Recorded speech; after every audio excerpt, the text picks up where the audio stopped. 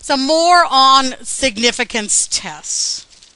So let's say we had our little cookie thing from yesterday, and come on, let's we had an actual a null hypothesis that the mean number of chocolate chips was 25.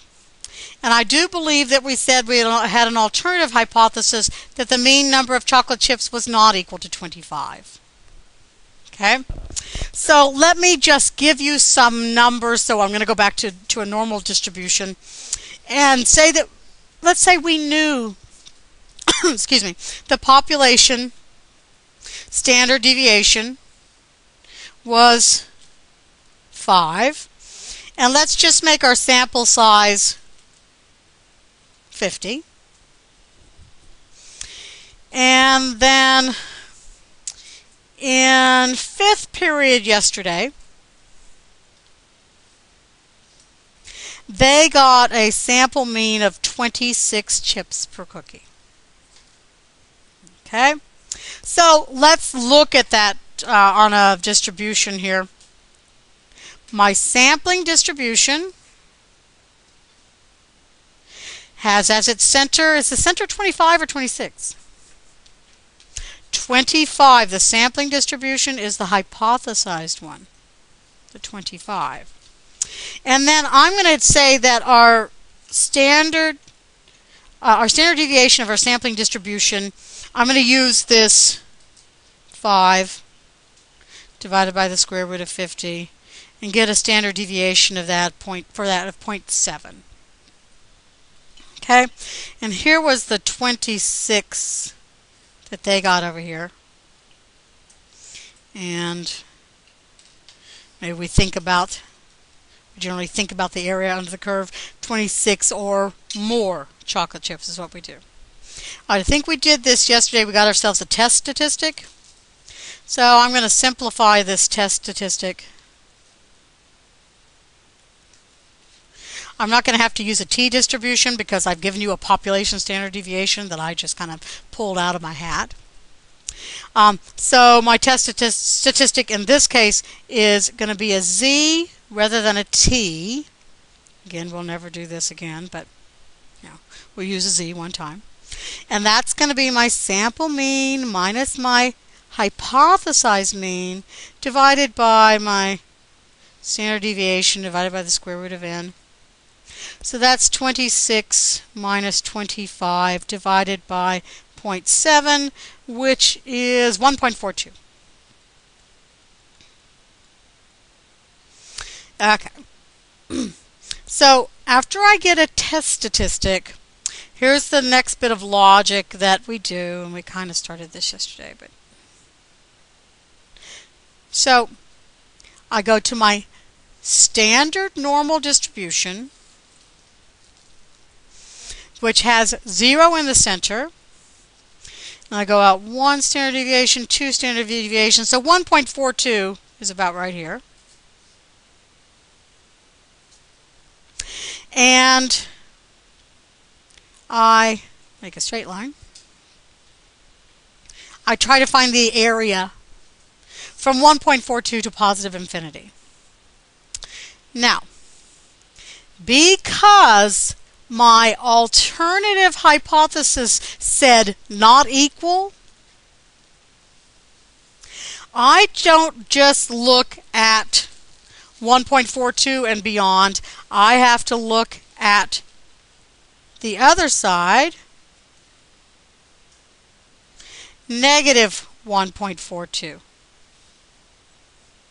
and beyond. Okay, got to double it. This is called a two-tail test.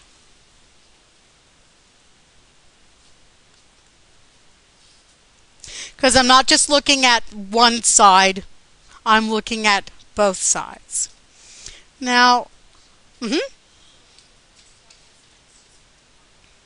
when it's not equal, when it's greater than or less than, then we use a one-tail test. And I will do one of those today. I will show you one of those today. Okay, so my p-value. So I get something called a p-value, And my p-value is the probability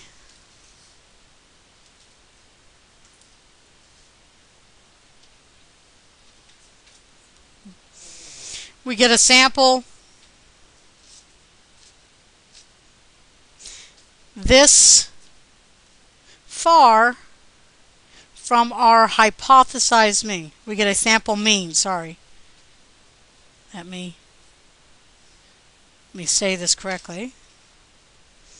We get a sample mean this far from our hypothesized mean. We call that mu. Okay? So, another wording for that is this extreme. Or this extreme. We get a sample mean this extreme. Another way they talk about that. Okay. So let's see what the probability is that we get a sample mean that is 26 chips or beyond, or 24 chips and below. Okay, that's what we have to look at both sides there. So now we're going to do, for our p-value, I would suggest you do a normal CDF, and let's do the left tail. Let's go from negative infinity to negative 1.42, and what do you think about the area of that other tail? Yeah, it's the same, so let's just multiply that times 2. And my p-value is 0.16, approximately. So 16% of the time,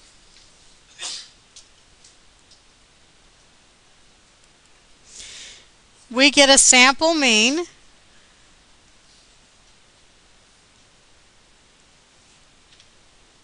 this extreme.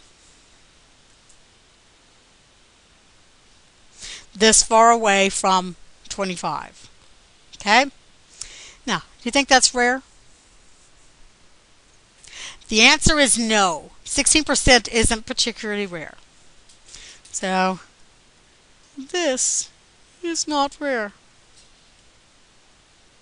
It's fairly usual that if the population mean was 25, we'd get 26 or more chocolate chips, or 24 or less chocolate chips in a cookie for a mean of sample size of 50, 16% of the time. So we do not have evidence to refute the claim of 25 chocolate chips per cookie. Yeah, so we'll get some wordings for step 4. I'll go through those with you tomorrow, our best wordings. So I don't have evidence that the mean is 25. I just don't have evidence to say that the mean isn't 25. Huh? Yeah. Yes. Slick. It's slick. I don't get evidence for my null hypothesis.